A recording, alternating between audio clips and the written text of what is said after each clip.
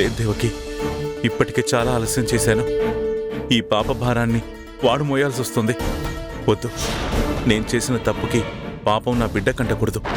అంటే నందుకి నేను కన్న తల్లిని కాను, సవత్తల్లినని చెప్పబోతున్నారా? అవును దేవకి, చెప్తాను.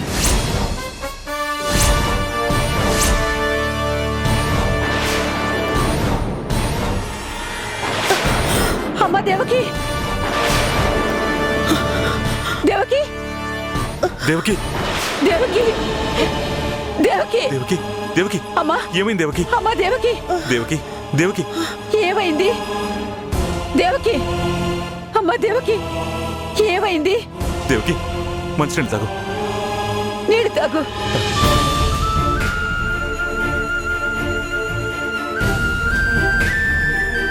దేవకి, దేవకి, ఏమైంది? దేవకి, దేవకి, చెప్పండి. మీ బిడ్డకి నిజం చెప్పాలంటేనే నాకు నాగినంత పని అయింది. ఈ నిజం మీరు చెప్పాక నేను తట్టుకుని ఉండలేను. వాడు నన్ను కన్న తల్లిగా కాకుండా సవత్తల్లిగా చూసే క్షణాన్ని నేను అసలు ఏమాత్రం భరించలేనండి. దేవకి, దేవకి, అవునండి, ఇన్నేళ్ళు వాడిని నేను మోసి కనలేదనే విషయాన్ని మర్చిపోయి బతికాను. ఇప్పుడు మీరు మళ్ళీ నాకు గుర్తు చేశారు. ఇప్పటికే సగం చచ్చిపోయాను. ఈ నిజం చెప్తే పూర్తిగా చచ్చిపోతాను.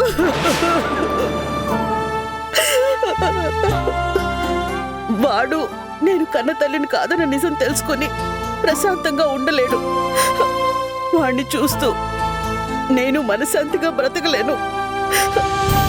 ఈరోజు కాకపోయినా రేపో మాపో ఈ బాధతోటే నేను కళ్ళు మూయాల్సి ఉంటుంది. దేవకి, చెప్పండి, చెప్పేయండి. అల్లుడు గారు, ఏమిటిది? ఇన్నాళ్ళు నేను చేసిన తప్పుని భరించలేకపోతున్నాను. దాని పరిస్థితి చూడండి, అది తట్టుకోలేకపోతుంది.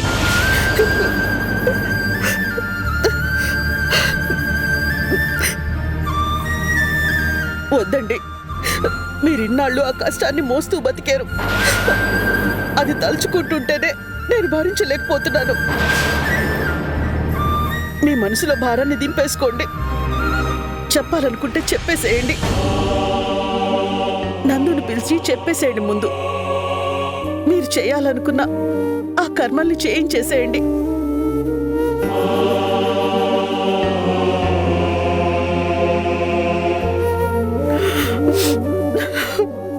లేదు దేవకి, చెప్పను.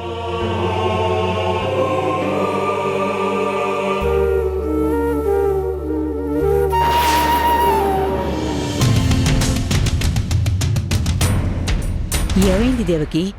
దీనికి పోయి నువ్వు ఇంత ఒత్తిడికి గురయ్యావా? కాస్తుంటే ప్రాణం పోయేదేమోనని భయపడ్డాను దేవకి. నేను చచ్చే మనిషినా?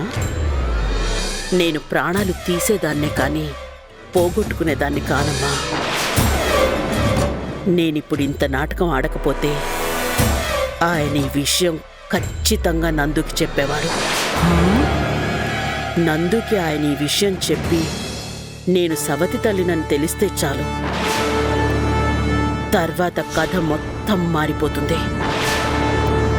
కానీ నీ అల్లుడు మనసులో ఆ ఆలోచన వచ్చిందంటే ఎప్పుడో ఒకప్పుడు మనసు బలహీనపడ్డ క్షణాన నందుకి చెప్పేసే ప్రమాదం ఉంది. ఆయన్ని ఓ కంట కనిపెడుతూ ఉండాలి.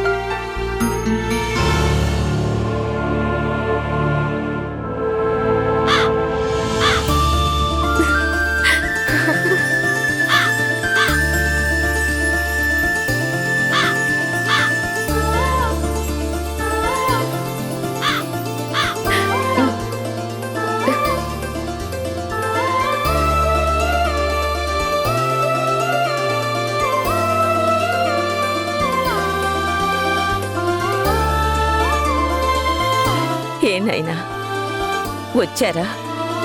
ఆయన తిన్నారా? తిన్నారలివేణి.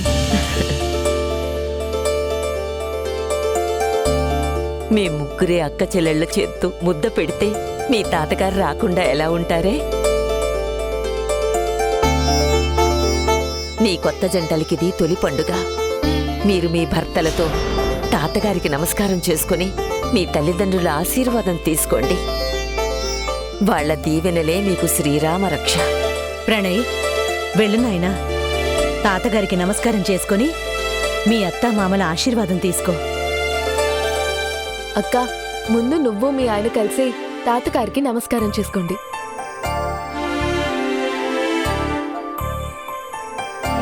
ముందు మీరు కానివ్వండి. హలో, మీరు సీనియర్ జంట. మధుగారు, నేను మీ ఆయన కంటే 1 ఇయర్ చిన్నవాణ్ణి కాబట్టి మీరే సీనియర్. హలో, ఈ ఇంటికి పెద్దల్లుడు మీరు. బ్రదర్, పేరుకి పెద్దలోనే కానీ మీరే కదా బ్రదర్ అంతా. అమ్మా మధు, అందరినీ వెయిట్ చేయిస్తూ ఈ డిస్కషన్ ఎందుకమ్మా, మీరు కానివ్వండి. అలాగే నాన్న. అక్క, మీరిద్దరూ నమస్కారం చేసుకోండి.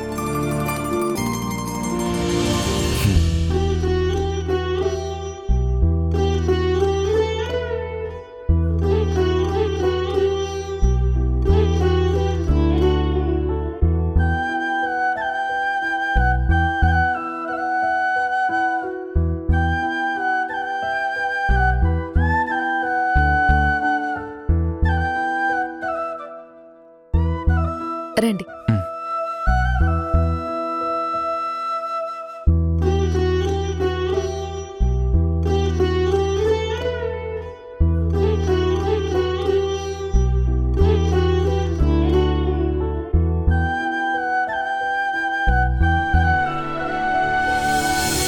ఇప్పుడు తల్లిదండ్రుల ఆశీర్వాదం తీసుకోండి. అమ్మా మధు, మాకంటే ముందు మీరిద్దరూ నాయనమ్మ ఆశీర్వాదం, శకుంతల గారి ఆశీర్వాదం తీసుకోండి. మన 2 కుటుంబాలకు పెద్ద తలలు వాళ్లే కదా. నా కాళ్ళకి నమస్కారం చేయించి నన్ను మంచి చేసుకోవాలని చూస్తున్నారా? ఈ పప్పులు నా దగ్గర ఉడకవు. వీళ్ళని నాశనం చేయకుండా అస్సలు ఊరుకోను. దివ్య, నాన్న, అక్షింతలివ్వు.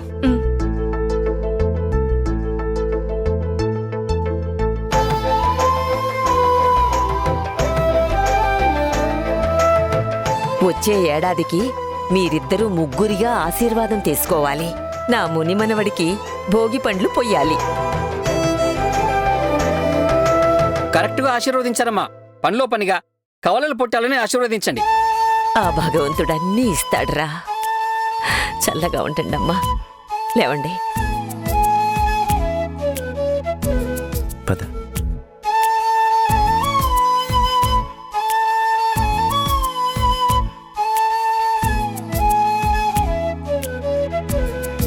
మీరు కూడా వచ్చే ఏడాదికి నా చేతికి ముని మనవణ్ణో ముని మనవరాలనో ఇవ్వాలి.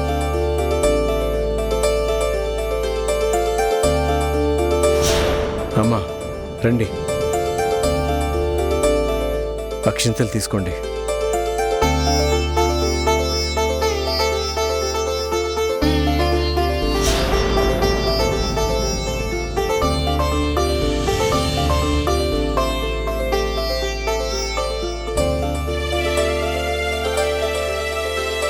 రండి. బామ్మగారు, మీరు నన్ను బలంగా ఆశీర్వదిస్తారని నాకు బాగా తెలుసు. ఆశీర్వదించేయండి. దీని నాలుగు తెగ్గోసెయ్యాలి. దీని ముక్కు కోసి కాకులు గెద్దలకి వెయ్యాలి. దీన్ని చిదిమి గిరిగిరా తిప్పి విసిరి కొట్టాలి. ఏంటి బామ్మగారు, అన్నట్టుగానే చాలా బలంగా ఆశీర్వదిస్తున్నారు. మనసులో ఏమున్నాయో అన్నీ కానివ్వండి. దేవుడు ఫిల్టర్ చేసి నా అర్హతకి తగ్గట్టుగా నాకిస్తాడు. మిగిలిన మీకే ఇచ్చిస్తారు. లేవండి లేవండి. అమ్మా మధు, మీ అత్తమామల ఆశీర్వాదం తీసుకోండి. మామయ్య తీసుకోండి.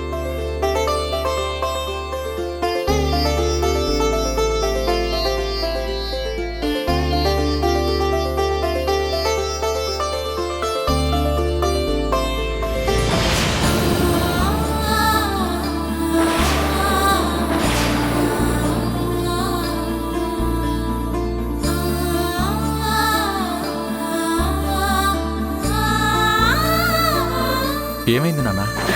ఏం లేదు నాన్న, మీ నాన్నగారు హ్యాపీగా ఉన్నారు, బాగా ఎమోషనల్ అయ్యారు అంతే. కాదమ్మా, ఇందాక కూడా. అదేం లేదు నాన్న, జస్ట్ ఎమోషనల్ అయ్యారు అంతే, ఫీలింగ్ హై.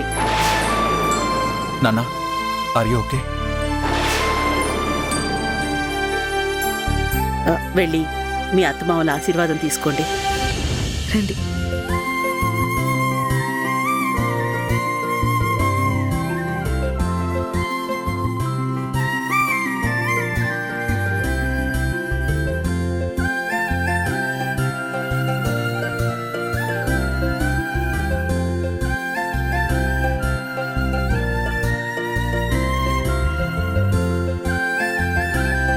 అల్లుడు గారు, మీ గొప్ప మనసుకు తగ్గట్టు మీకు ఏ లోటు లేకుండా సంతోషంగా 100 ఏళ్ళు వర్ధిల్లాలి.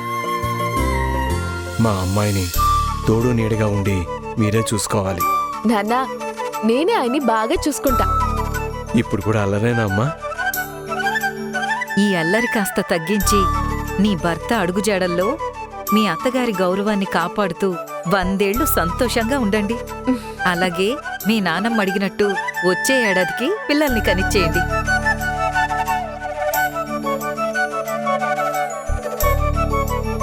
అమ్మా ఇందు, మీ అత్తగారి ఆశీర్వాదం తీసుకోండి. అక్షంతలివమ్మా.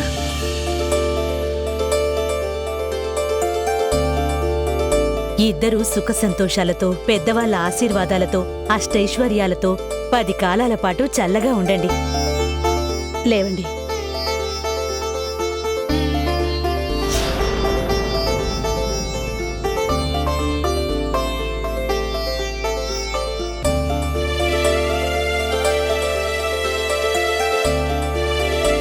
ఇద్దరూ ఆరోగ్యంగా, సంతోషంగా, చల్లగా 100 ఏళ్ళు బ్రతకాలి.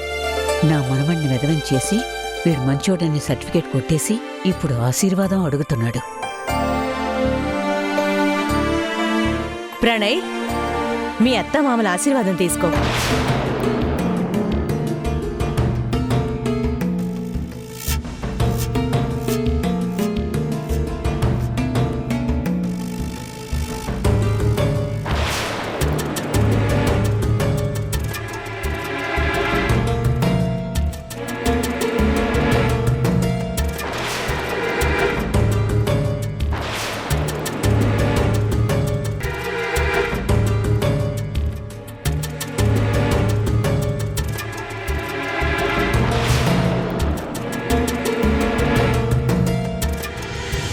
ఒరే, వాళ్ళని నా కోసమైనా నోరారా ఆశీర్వదించరా.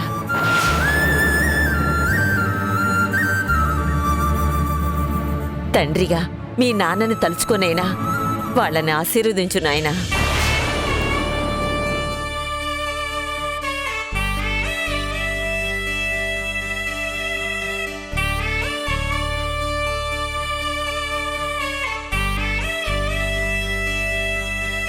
ఏమండి,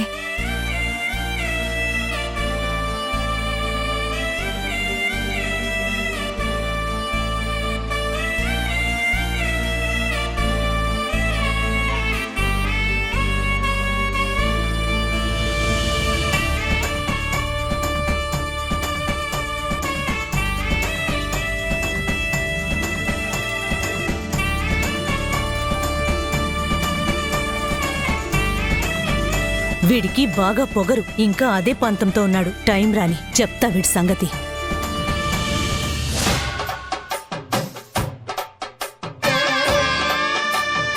సంపు, నాకు అర్జెంటుగా ఓ టైం మిషన్ కావాలని ఉంది. Time machine? అవును, టైం మరీ స్పీడ్గా తిరిగిస్తుంది. పండుగ రావడం లేటుగా వస్తుంది, కానీ వెళ్ళడం మాత్రం త్వరగా వెళ్ళిపోతుంది. 3 రోజులు 3 క్షణాల్లో గడిచిపోయాయి.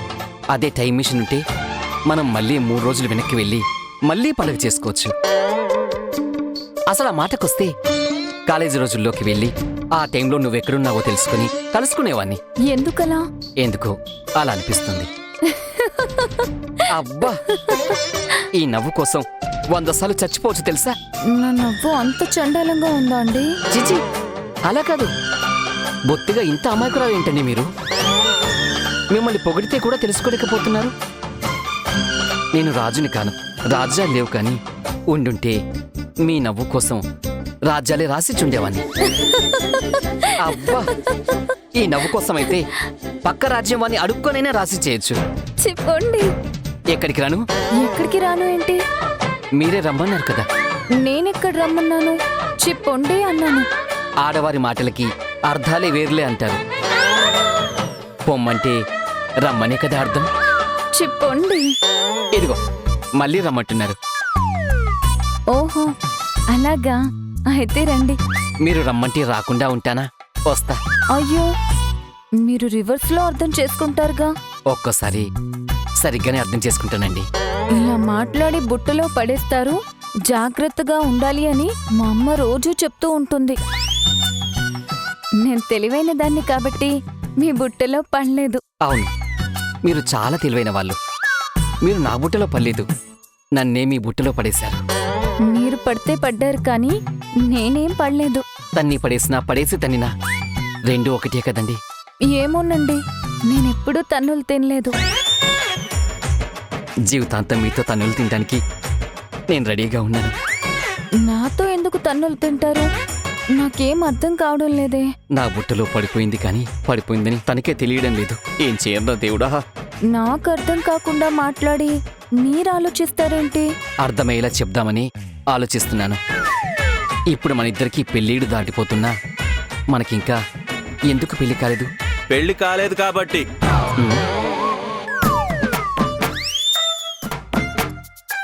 ఆ పనికి మళ్ళా బుర్రను తీసి మొన్న భోగి మంటల్లో వేస్తుండొచ్చు కదా.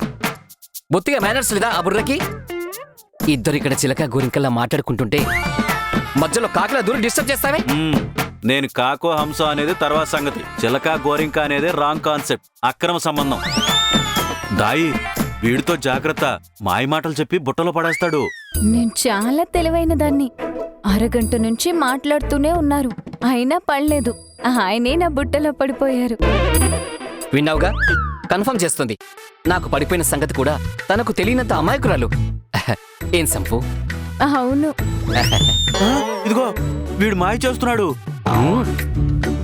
నన్ను ఎవ్వరూ మాయ చేయలేరు.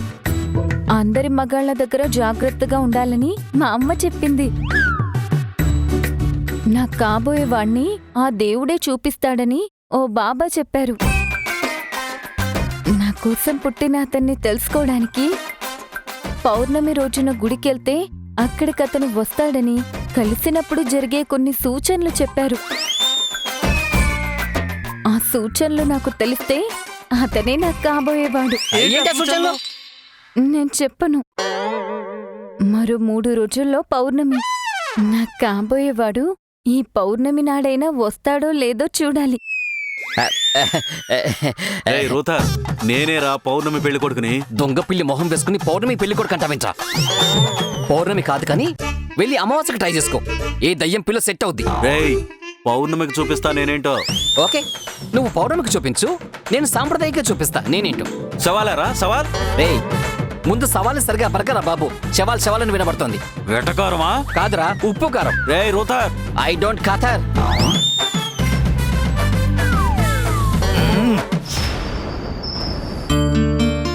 ఇదిగోండి hot water. Thanks Devki. Ramachandra ఇంట్లో ప్రతి 10 నిమిషాలకి ఇలా తినడానికి తాగడానికి ఇస్తూ ఉంటే ఆ సరదాలు సందళ్ళు తెలియకుండా చిరుతిండ్లు భోజనాలు ఇష్టానికి లోపలికి తోసేశాను. ఇప్పుడు తెలుస్తుంది అది ఎంత హెవీగా ఉందా అని. ఈ వేడినీళ్లు పడితే గాని లోపల గ్రైండ్ అవ్వదు. అవునండి, పండగ చాలా బాగా సరదాగా గడిచింది. పండగ మాత్రమే సరదాగా గడిచిందా? అసలు నీ కొడుకు కోడల్ని చూడాలి. పండగ మొత్తం వాళ్ళ కళ్ళలో కనిపించింది నాకు. ఒక్కసారి నీ కొడుకు ఫ్లాష్ బ్యాక్ రివైండ్ చేసి చూసుకో. ఏదో కీ ఇచ్చిన మరబొమ్మలాగా చాలా స్టిఫ్గా, ఏ ఎక్స్ప్రెషన్ లేకుండా చాలా సీరియస్గా ఉండేవాడు. ఈ సరదాలు సంతోషాలు ఇవేవి వాడి మొహంలో పలికేవి కావు, అవి తెలిసేవి కావు. కానీ ఈ రోజున వాడెలా ఉన్నాడు?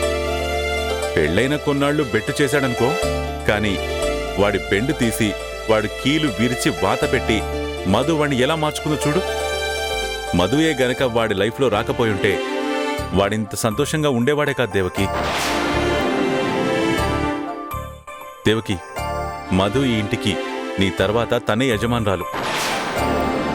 బాధ్యత తెలియని చిన్న కొడుకు కూతురు వీళ్ళని దారిలో పెట్టాలన్నా వాళ్ళ జీవితాలు బాగుండాలన్నా నీ తర్వాత మధుయే పర్ఫెక్ట్ వారసురాలు. నేను ఒక మాట అంటాను, నువ్వు అపార్థం చేసుకోకూడదు. మరి చెప్పండి. నీకు ఓపిక ఎక్కువ, అందరి మీద అభిమానం ఎక్కువ, ప్రేమ ఎక్కువ. ఇంటి విషయాలు పట్టించుకోవడంలోనూ వాటిని హ్యాండిల్ చేయడంలోనూ నీకు మంచి టాలెంట్ ఉందనుకో. కానీ మధు దగ్గరుండే అడిషనల్ క్వాలిఫికేషన్ ఏంటో తెలుసా? తనకేదైనా ప్రాబ్లం వస్తే నీలాగా నాలాగా స్ట్రెస్ అయిపోదు, స్ట్రాంగ్గా ఉంటుంది. ఆ ప్రాబ్లంని ఎలా హ్యాండిల్ చేయాలో అలా హ్యాండిల్ చేస్తుంది. అన్నిటికంటే ముఖ్యంగా కష్ట సమయంలో కూడా సరదాగా ఉండడానికి ప్రయారిటీ ఇస్తుంది. అసలు ఇలా ఎంతమంది బతకగలరు చెప్పు?